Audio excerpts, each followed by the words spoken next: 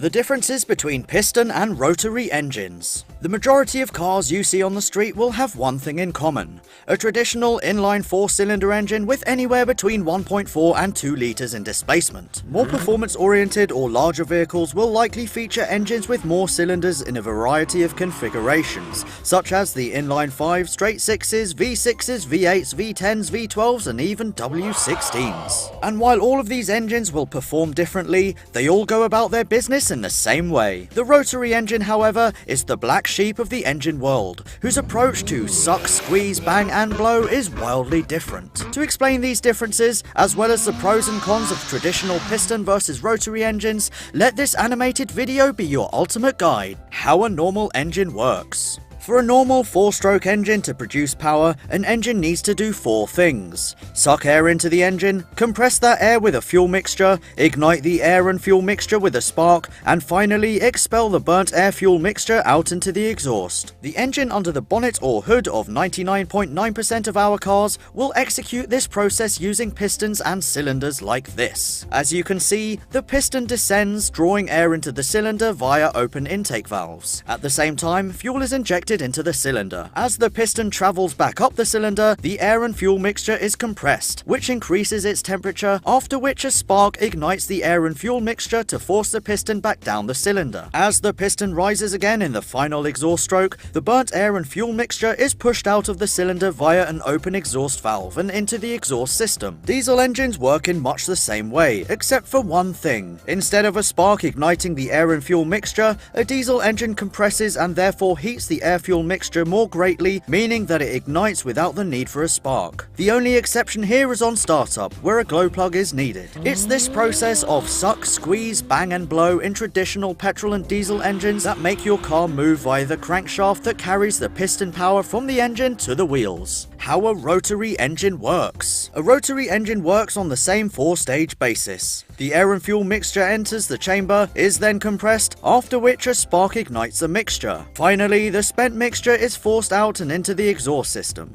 Again, suck, squeeze, bang, blow. The way in which a rotary goes about this process is very different, however, because there are no cylinders or piston. Instead, a big rotor does all the hard work, and it's this rotor that people often refer to as a Dorito because of its shape. If we keep things simple by looking at a single rotor engine, there are 5 main components: a front plate, the rotor housing, the rotor itself, and a rear plate. The 5th component is the eccentric shaft that connects to the rotor, acting like the crankshaft in a traditional engine. The rotor housing that the rotor sits in features an intake port, 2 spark plugs, and an exhaust port. As the rotor spins, it creates a vacuum over the intake port, which sucks air and fuel into the chamber. As the rotor continues round, it covers the intake port, after which the air and fuel is then compressed. At the equivalent of top dead center in a piston engine, 2 spark plugs fire, forcing the rotor round further until it reaches the exhaust port to expel the burnt air and fuel mixture.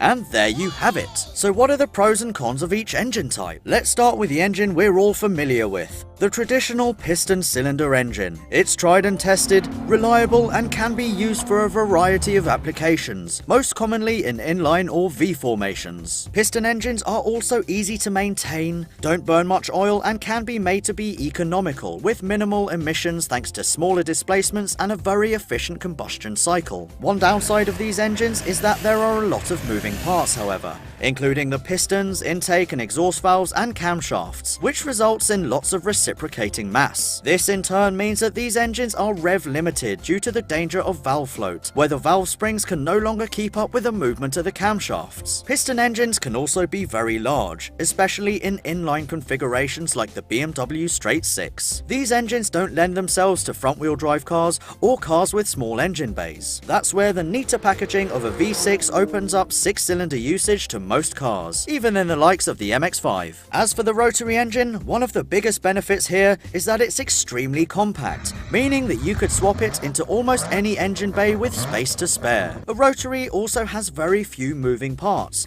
and in the case of a single rotor unit, you're looking at only 2 things that actually rotate: the rotor itself and the eccentric shaft. This means that a rotary engine should be very reliable, but we'll get onto that in a second. The fact that there is no reciprocation reciprocating mass in a rotary engine also means that it's smoother than a conventional piston engine and has the ability to rev higher. And as we already know, rotary engines sound pretty cool too. So what are the downsides? Well, this list is pretty long, so make yourselves comfortable. Firstly, rotary engines are well known for burning a lot of oil, and that's because oil is injected directly, via throttle control, into the rotor housing to keep the seals lubricated and chambers separated. If you're not on top of oil maintenance, and if you use the wrong grade of oil, it's not uncommon to run a rotary engine dry. Secondly, and although a rotary engine should by nature be very reliable, you'll probably have heard the phrase blown apex seals followed by a man crying in the corner, which is a very bad thing because they seal the edges of the rotor against the rotor housing, and because they're prone to pitting or cracking,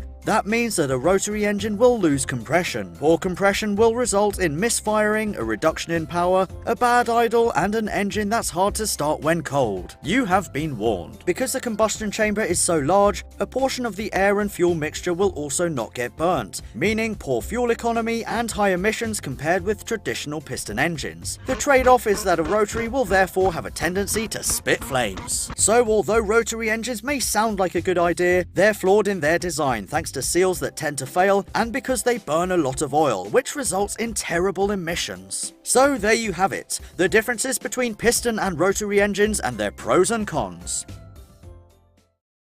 Make sure you subscribe for more videos like this, plus some awesome competitions that we've got coming up in the run-up to Christmas. Right. Did I say it right? Yes, you did. Awesome, man. Willie has got the most badass BMW that I think I've probably ever seen, and I bow down to it because it is just so awesome.